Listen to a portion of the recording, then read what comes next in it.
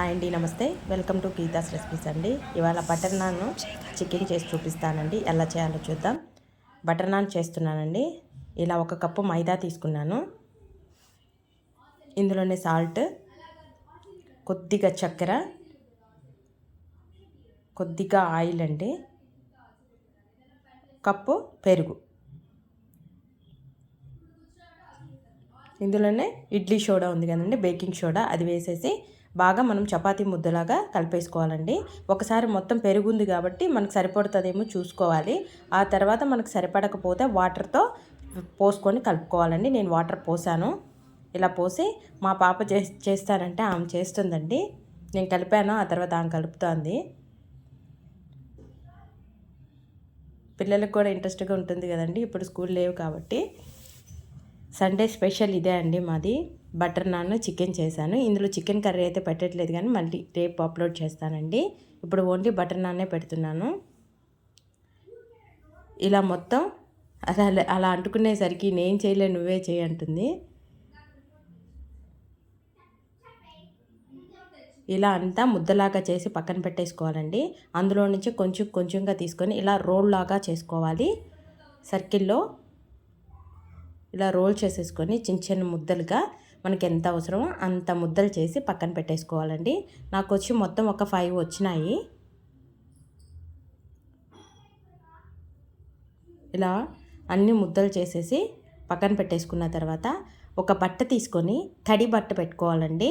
మీకు కింద అంటుకుంటుంది అనుకుంటే కింద మాత్రం కొంచెం పొడిపిండి వేస్తే సరిపోతుందండి మైదా.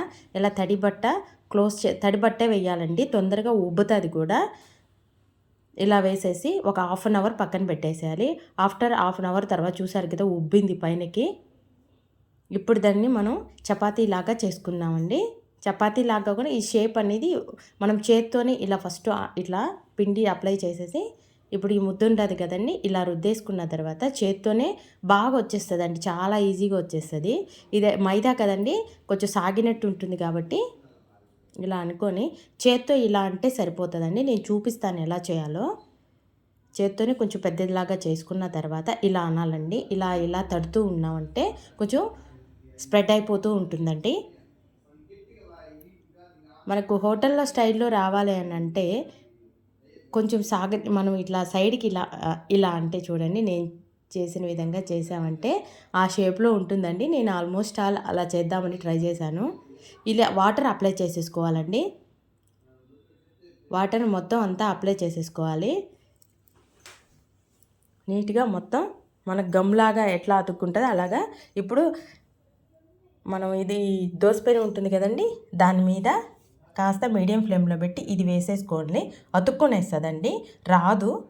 మీరు ట్రై చేయండి.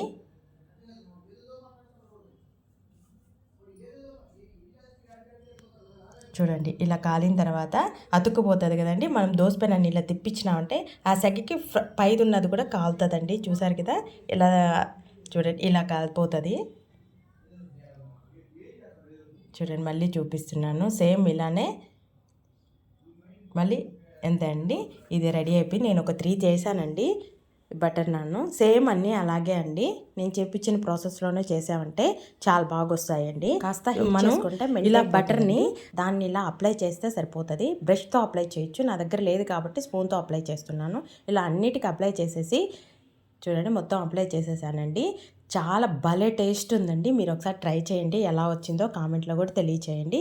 చికెన్ కర్రీ కూడా చేశానండి, అది రేపు అప్లోడ్ చేస్తాను. ఈ 2 కాంబినేషన్లో భలే ఉందండి. మా పాప తింటుంది, చాలా బాగా వచ్చింది మమ్మీ అని చెప్తుందండి. ముక్క కూడా చాలా బాగా ఉడికిందండి. చూడండి, వెంటనే ఇట్లా తునిగింది కూడా. చూడండి, చాలా బాగా వచ్చిందండి. సబ్స్క్రైబ్ చేసుకోండి ఫ్రెండ్స్, మీకు నచ్చితే సబ్స్క్రైబ్ చేసుకోండి. ఎలా వచ్చిందో కామెంట్లో తెలియచేయండి. బాయ్.